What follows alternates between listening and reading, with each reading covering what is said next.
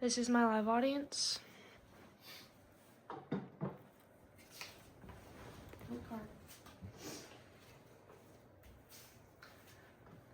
For a minute, I would like for you to think about the last time you woke up and didn't go straight to your phone.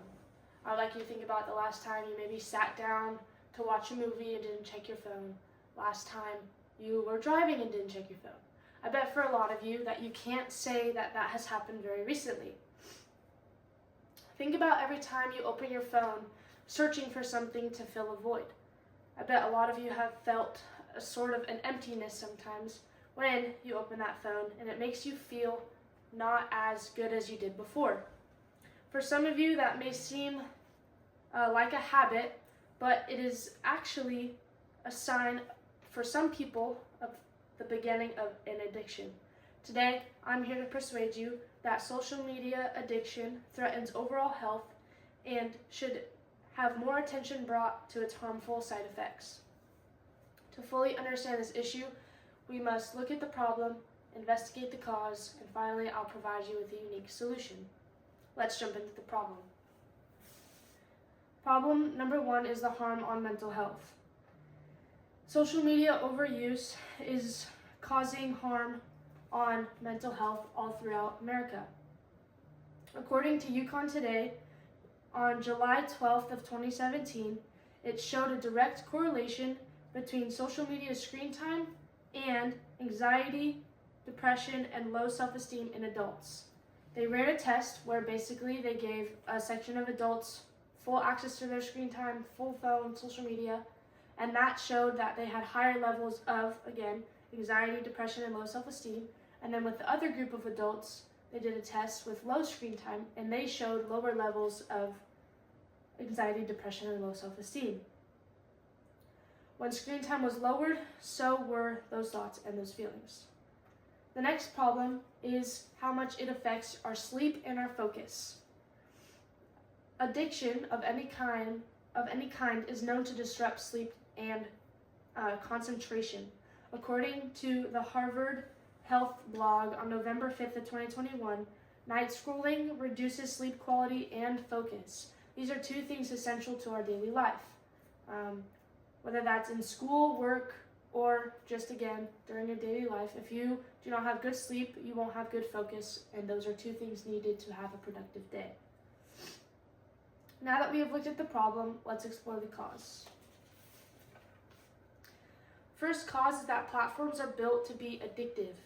According to the Harvard Health blog on August 3rd of 2020, apps use infinite scrolling and notifications to keep users engaged, meaning that when I'm scrolling, say on Instagram, I can scroll forever and it will never end. And when I turn off Instagram, they will then, soon after, send me a notification to hopefully get me to click back on and continue my scrolling.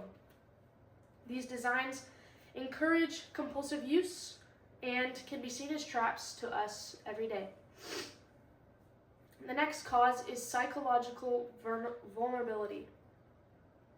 Lonely, stressed, or low self-esteem people or users are at higher risk of addiction. According to UConn Today on January 7th of 2016, lonely users post more. It was shown that lonely users post more on weekends and have seen more levels of addiction due to that feeling. People on the weekends who may not have friends or groups to hang out with see everybody posting and they feel the need to post themselves so they don't feel like they're missing out. Emotional needs drive dependence on social media, which leads us again to this addictive trap and to this problem with our mental health. Now that we have looked at the problem and explored the cause, let me provide you with a unique solution. Solution number 1 is to create better personal habits. This may be limiting your notifications, maybe blocking all your social media on notifications so that they can't keep sending you notifications to get you clicking. Have phone-free time set throughout the day. Maybe charge your phone outside of your bedroom rather than having it next to you every night so that you're just scrolling before you fall asleep. And even setting a time with family to maybe have dinner and set your phone away so that you can be present in the moment rather than worried about what's happening on your phone. According to Psychology Today on May 10th of 2023, it showed that limiting your screen time just improves your overall mental health because of what you are intaking is not as toxic when you take away the factor of social media. Another solution is platform and policy changes. We should fight for our apps like Instagram, Snapchat, TikTok, all these popular apps to add break reminders. Maybe every 30 minutes they tell you a reminder, hey, hop off our app, get it a break so that you can, again, reconnect with what truly matters. As well as we can also set our own privacy settings. We can set our own screen time, and we should also be encouraging our schools and parents to push for these guidelines to be safer so that the next generation isn't so involved in social media and on their phone as much, especially throughout school. According to the Yale Medicine study done on January 18th of 2024, it showed that structured digital wellness programs reduce stress and improve mental health. When kids are being taught how to actually go through things and how to actually exist without their phones, it is showing a higher increase in their, or a betterment in their mental health, and it shows that the correlation goes down when screen time goes down.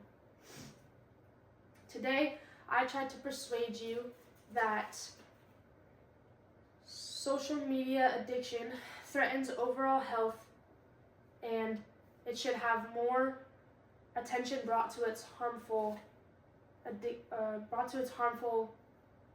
side effects.